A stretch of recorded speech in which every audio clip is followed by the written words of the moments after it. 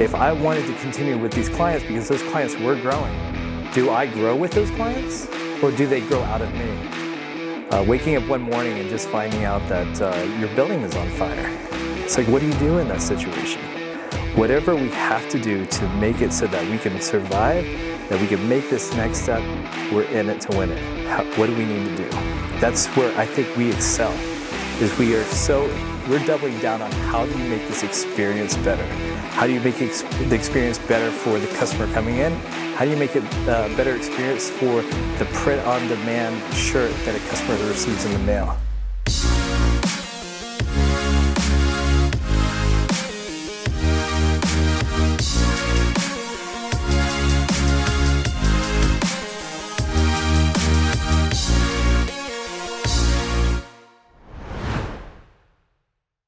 We came up with Think because it was a continuation of another company that I had. It was, at first I had a print magazine. It was entertainment, it was nightlife, it was art, it was all the stuff that I really liked doing when I was really young. But it was during a time where the industry started, it was recession, the industry was really kind of a mess, and having a print magazine, it was just not feasible. During the course of having this magazine, I generated some really incredible relationships. I really loved designing things for them. I really liked trying to make things happen for those people. And during that process, I had some really great relationships with, at the time, other screen print shops and other print shops and other things that helped their brand grow. And during this moment where my magazine wasn't doing well, I realized one thing that I believe is the most important aspect of my life right now, is recognizing that when things don't work out, it doesn't mean that you're a failure. It means you have to make a pivot. And in that moment where I felt like I was failing, it wasn't a setback, it was a setup. And I was able to stop for just a moment and look at what did I have. And what I had was a lot of clients. So I started off initially just doing some brokerage work and going back to those clients and saying, hey, I love your brand. I can't do the magazine. I don't have the funds, the time, the ability to do this. But what I do have is I have relationships. I can get your price down, and I can do graphic design. I can help your brand out. So I went back to those 200 clients and I said, hey, can I help you with this? And all of them but two came back to me and was like, Randy, we didn't actually work with you for the magazine. We worked with you because we liked you, and we like what you put out. So from that point, I stopped, and I was like, okay, I'm gonna really work with these brands. I'm only gonna work 30 hours a week, and I'm gonna go snowboarding, have a good time, and really have a work-life balance. And at that moment, my life changed. About 6 months later, I was faced with another decision, where Randy, as a person, had to make a decision to, if I wanted to continue with these clients because those clients were growing, do I grow with those clients or do they grow out of me? And in that moment, I was like, now it's time to invest in my brand. And that's when Think was formed. So Think initially started off on one location. We had a Tempe location. It's about a mile away from Arizona State. Pretty centrally located. It's right by the airport. Really, really great location. And we were at this location probably about 4 or 5 years before we opened up a second location in downtown Phoenix. We had that location for another 5 or 6 years until the Phoenix office actually burned down. That's another story for another time. I don't want to get into it, but it burned down, and it was really traumatic waking up one morning and just finding out that your building is on fire. It's like, what do you do in that situation? And I remember when at the time I lived in Chandler, and in traffic in the morning to get to Chandler to downtown Phoenix would be 45 minutes to an hour. By the time I got to the office, it was absolutely incinerated. There was nothing left. And we had employees, a whole staff of people that said, they're like, hey, what do we do? We had customers driving up, can I pick up my order? It's like, no, sorry, it's not there anymore. At that moment, we took both teams. We took our Phoenix team and we took our Tempe team, and we brought them together. We squished them into our Tempe office, and we were like, well, what do we do now? And at that moment, something really special happened. And again, I guess it's another life lesson here. It's like, it was a unifying moment where at one very brief moment, the staff on both sides was like, okay, we're in this together. We're going to figure this out. Whatever we have to do to make it so that we can survive, that we can make this next step, we're in it to win it. What do we need to do? And in that moment, that was a pivotal step for us to be able to say, hey, do we want to do the same thing that every other print shop does?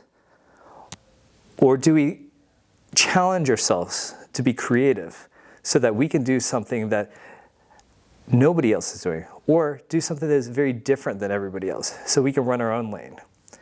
So in that moment, we kind of filtered out some of the crew. We really linked out to the community. When there's a catastrophe like that, a lot of people, a lot of our local organizations that we work with, some of our local clients, a lot of people that we know rallied around us and said, hey, how can we help you out? And what happened in that moment is, it felt really awesome. It felt really good to know that in a challenging point in time, there was so much local support around us. And because of that, that's a big team value of ours. It's our 5th team value, which is community. Because the community was able to give back to us, and so our goal is to give back to them.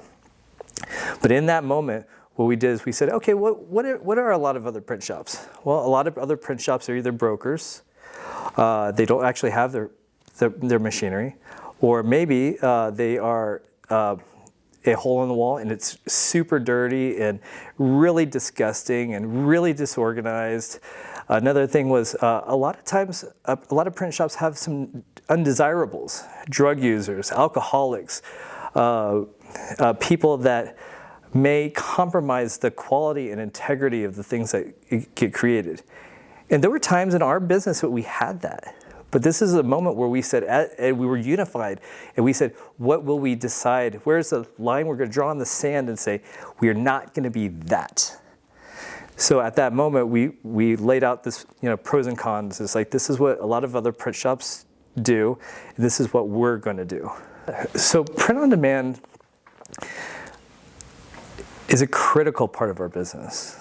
The thing with the old version of print shops and screen print shops, and even some direct-to-garment printers, is they're so used to a client walking into their shop, putting in an order, waiting a couple days, maybe even as long as a week, to get something printed, then get back to the customer. Then the customer takes it and ships it and sends it out to somebody.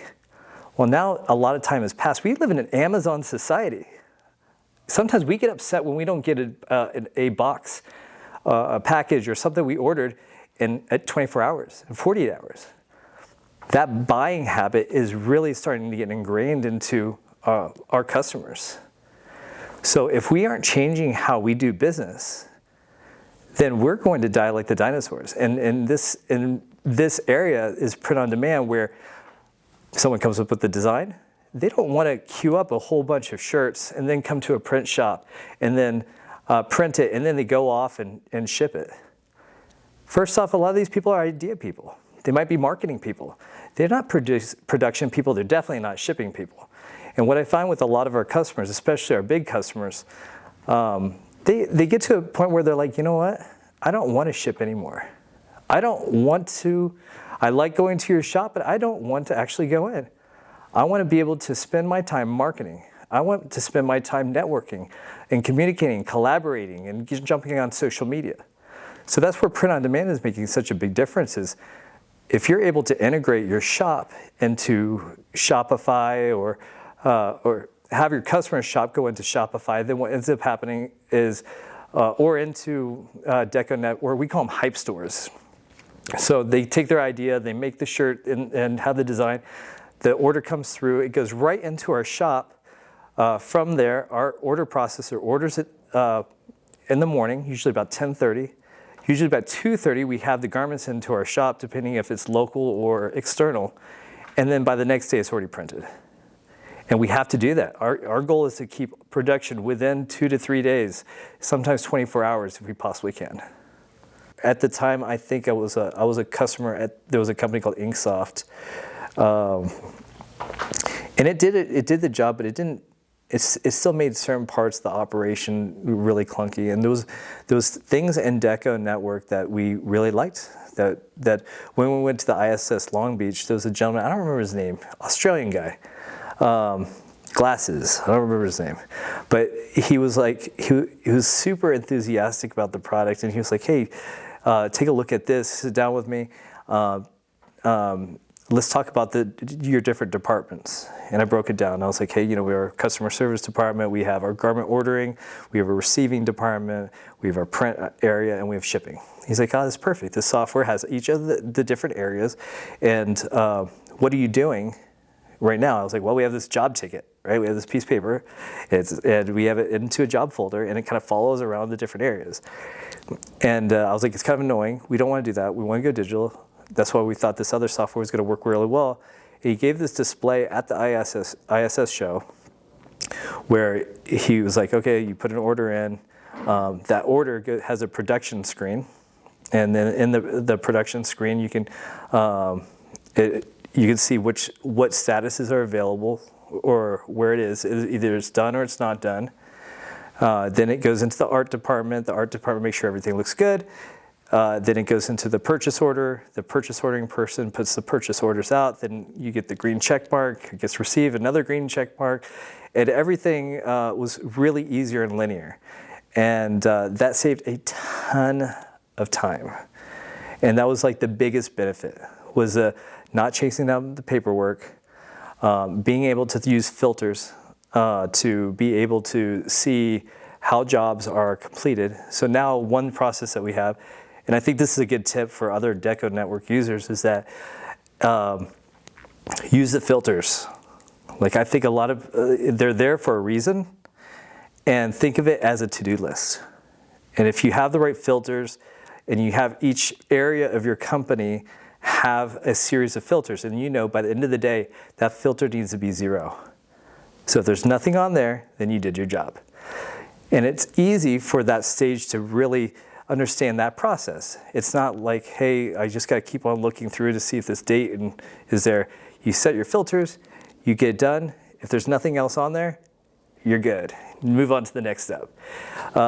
And it's funny, we had the software for ages, and it took we weren't trained that way, so we didn't know to use it that way. But it's probably the one singular thing that really helped the processes go, because people were like, oh, okay, now I can just move on. Instead of having it reside in your head, do I need to keep checking things? All of our influencers and mid-sized companies, some of our small companies, they see the value of the experience. And that's where I think we excel, is we're doubling down on how do you make this experience better? How do you make the experience better for the customer coming in? How do you make it a better experience for the print-on-demand shirt that a customer receives in the mail? So I'm excited about the future. I think we're really poised in this next year to almost double our business. I'm super excited about that. DecoNetwork has been a really important part of the success of our business and our print-on-demand and our hype drops. And this is going to be a good year. I know it.